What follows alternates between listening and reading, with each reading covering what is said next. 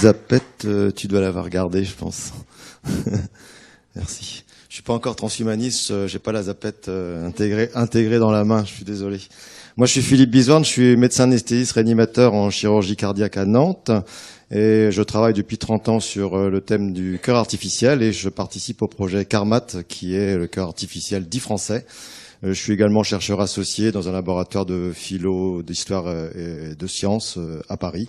Donc, ce qui m'amène à réfléchir et à prendre un peu de distance sur mon quotidien de 30 ans de réanimation de chirurgie cardiaque. Donc là, vous voyez la photo, j'ai choisi presque au hasard cette main, ça sera pour mon prochain speaker, et puis le cœur artificiel dans la main. J'ai trouvé cette photo assez sympa. Le mot sympa est souvent utilisé ce soir.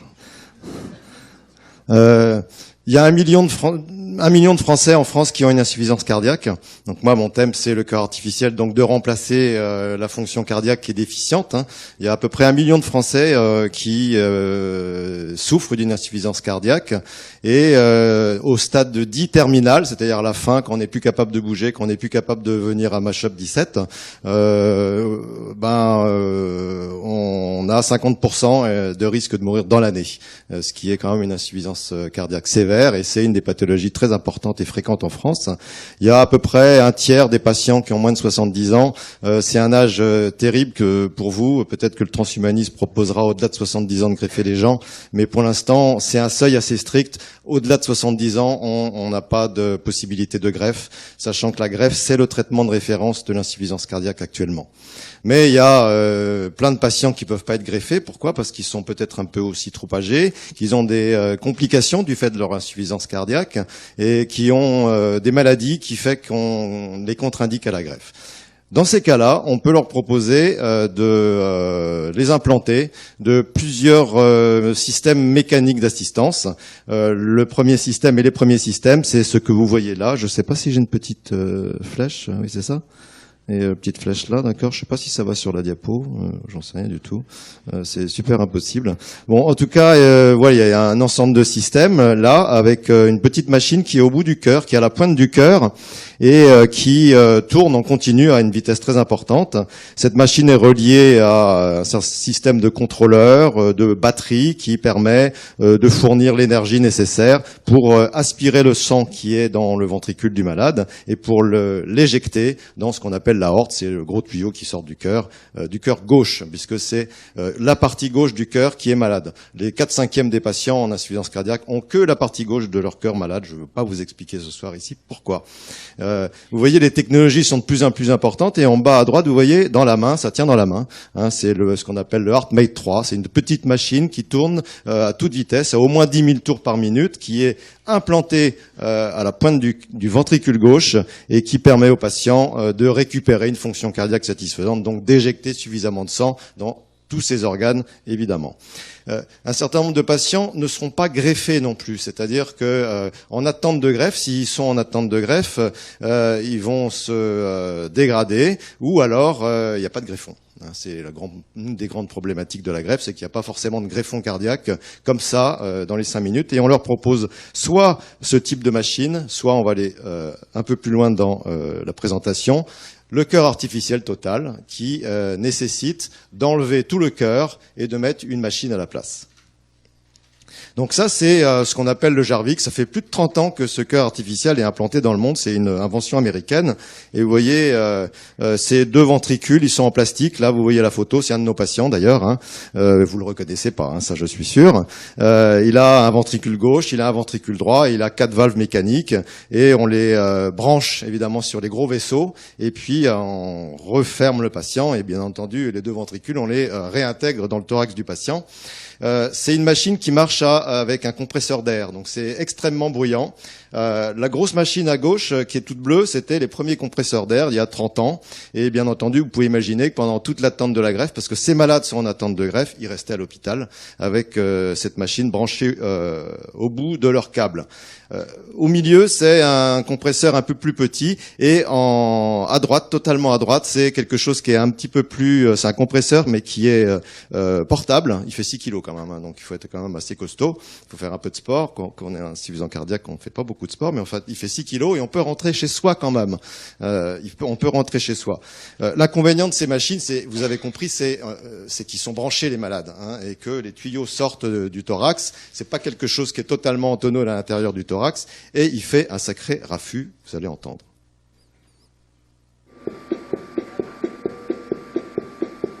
C'est beaucoup plus fort en vrai d'ailleurs. Donc si vous pouvez augmenter le son, c'est pas grave.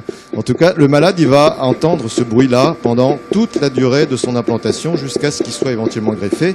Et puis combien de temps ça va durer? Ça va durer 3 mois, 4 mois, 6 mois, parfois plus d'1 an, parfois même jusqu'à 3 ou 4 ans, avec ce bruit-là en continu. Donc vous avez compris que c'est pas quelque chose d'une autonomie extrême, mais que sur le plan technique, la machine marche quand même pas mal. On a d'autres solutions, puisque cette solution-là, c'est Carmat. C'est proposé pour des patients qui sont en attente de greffe. Donc on en enlève, je répète, on enlève le cœur. J'insiste pas sur la manière dont on branche cette machine-là sur le patient. Donc soit ils sont en attente de greffe, soit, et ça c'était, on dira, le design de ce cœur-là, qui fait quand même 900 grammes, c'était implantation définitive, jusqu'à la fin de notre vie avec Carmat. Donc juste une petite vidéo.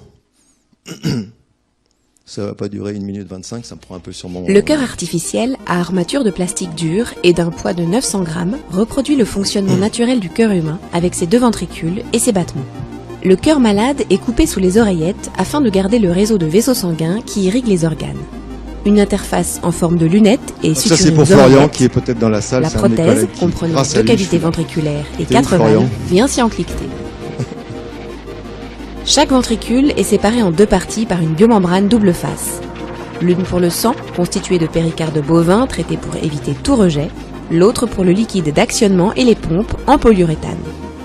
Le rythme cardiaque qui se décompose en 2 temps est ainsi imité. 2 motopompes déplacent alternativement un fluide contenu dans un sac. Lorsque le compartiment hydraulique se vide, le retrait de la membrane aspire le sang dans le ventricule. Lorsqu'il se remplit, la membrane pulse le sang dans les artères. Des valves biologiques de remplissage et d'éjection assurent aussi la progression unidirectionnelle du sang. Une batterie externe d'une autonomie de 5 à 6 heures, reliée par un câble traversant la peau, alimente le dispositif. Pour l'instant, la prothèse ambitionne une durée de vie de 5 ans, ce qui représente près de 230 millions de battements de cœur. Bon, les questions, bien entendu, vont fuser là. Hein, je pense que les questions vont fuser. On a compris, les questions sont multiples. Ça fait 30 ans hein, qu'on suit ces patients-là, pas Carmat, mais au moins le précédent. C'est des patients, vous avez entendu, qui sont branchés, branchés à ce compresseur, à cette console externe. Avec Carmat, il y a moins, c'est pas un compresseur d'air, hein, c'est totalement électromécanique, mais il y a aussi un certain nombre de câbles qui vont sortir. Et les questions qu'on pourra poser seront des questions autour du vécu corporel de ce patient-là. Le patient qui pourra se demander c'est quoi ce cœur, et nous on pourra se demander c'est quoi ce cœur-là. Est-ce que c'est, et ça c'est la question que peut-être on se poserait si on prend un peu de distance. Et bien entendu on a sauvé le patient, mais la distance qu'on va prendre est celle-là, autour de ce vécu corporel-là. C'est quoi ce cœur? Est-ce que c'est une prothèse comme finalement un simple, j'allais dire simple bras artificielle, jambes artificielles, avec cette prothèse finalement qui remplacerait la fonction pompe du cœur. On sait d'ailleurs que le cœur n'est pas que une pompe, hein, ça c'est d'ailleurs curieusement, le cœur artificiel nous a appris que le cœur c'était autre chose, le cœur naturel autre chose qu'une pompe. Ou alors est-ce que ce cœur serait comme un cœur naturel qui serait incorporé dans ce qu'on pourrait appeler la machinerie de nos organes, hein, un cœur comme Carmat qui essaierait de mimer, c'est exactement ce que les médias nous racontent, nous mimer le cœur naturel. Est-ce que c'est cette question-là qu'on va se poser? Et vous allez comprendre pourquoi on se la pose. Et puis finalement, c'est une histoire de frontières, je trouve. Et dans cette histoire de corps et de vécu corporel, on a compris que les frontières elles sont totalement effacées entre l'interne du corps et l'externe, hein, entre ce corps-là qui est, vous, là, non branché, qui existe en tant que tel, et les appareillages extérieurs qui nécessitent donc que le patient y soit branché pour surveiller, pour contrôler le bon fonctionnement de ce cœur-là. Et puis, vous avez aussi compris ces frontières entre l'invisible silencieux de nos organes. Hein, vous entendez pas vos cœurs qui battent. Peut-être si vous êtes très ému par mon talk, peut-être que vous allez entendre votre cœur qui bat un petit peu plus vite, mais on n'a pas l'habitude l'habitude d'entendre nos propres organes fonctionner. Il y a des philosophes qui parlent même de silence des organes. On dit que la santé, c'est le silence des organes. Et puis, cette frontière entre le visible de cette machine qui est à l'extérieur et le silencieux et le bruyant, pardon. Vous avez entendu le bruit tout à l'heure de ce cœur cardio-ouest qui bat à qui bat très très fort. Et les questions éthiques vont se poser également entre la nécessité de consentir et comment on peut consentir pour être implanté de ce type de cœur-là. Les circonstances, les contextes vont beaucoup changer. Les questions autour de l'autonomie également. Comment ce patient va pouvoir vivre avec ce cœur-là.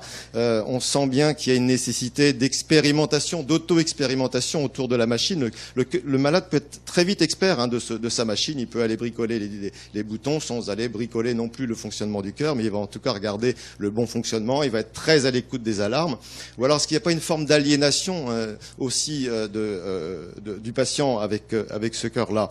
Et on sait bien qu'il va négocier beaucoup avec les acteurs extérieurs, et les acteurs extérieurs sont extrêmement nombreux, que ce soit les proches, que ce soit les soignants, que ce soit les ingénieurs techniciens des entreprises qui vont venir checker régulièrement le bon fonctionnement de ce cœur-là.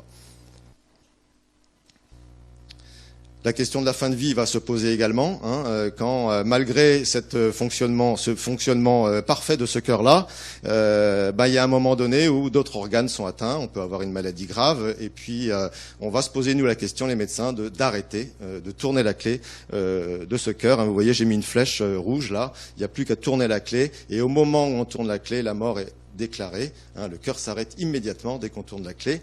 Il n'a pas la clé, le malade. Sachant quand même que certains patients ont voulu se débrancher et ont coupé les câbles.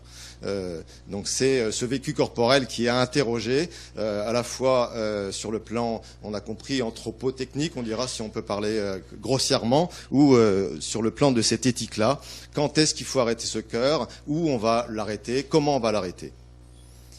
Évidemment, on pourrait imaginer, ça c'est ma dernière diapositive, et vous avez compris que c'est peut-être pas si simple, moi en tout cas d'un point de vue médical, on pourrait imaginer de remplacer tous les organes. Vous voyez là, c'est un robot, Rex il s'appelle, il fait 2 mètres de haut, il a été construit par une société de robotique américaine. Le cœur artificiel d'ailleurs qu'il a, c'est le premier que vous avez entendu qui fait plein de bruit là. Et puis la question de ce remplacement de tous ces organes, finalement c'était la conclusion que je vais tirer. Est-ce qu'elle serait encore possible? Est-ce que ça va pas conduire à un certain nombre d'inégalités, même si tout à l'heure on disait que nous, les transhumanistes, on veut pas que ça soit trop cher. C'est encore 150 000 € le cœur Carmat. Et on sent bien que si on veut remplacer tous les organes, on va réfléchir sur effectivement le prix et le coût de ces organes. Est-ce que ça va pas conduire à un changement d'identité également si on change tous nos organes? Le cerveau, je sais pas. Est-ce que notre identité serait changée? Vous connaissez l'histoire du bateau de Thésée, quand on remplace toutes les pièces. Est-ce que après avoir remplacé toutes les pièces, c'est toujours le bateau de Thésée? Et puis la question, et ça c'est ça ma dernière phrase, la question de la dépendance, des relations qu'il va y avoir avec les ingénieurs, techniciens, entrepreneurs de ces organes qui vont être là pour les surveiller, pour les contrôler, peut-être pour les réparer, mais on sent bien que la question de l'autonomie est fondamentale dans cette réflexion autour de ce qu'on pourrait appeler l'homme bionique, qui est encore pas pour demain, mais qui est peut-être dans le rêve de chacun d'entre nous. Et je vous remercie. Merci Philippe.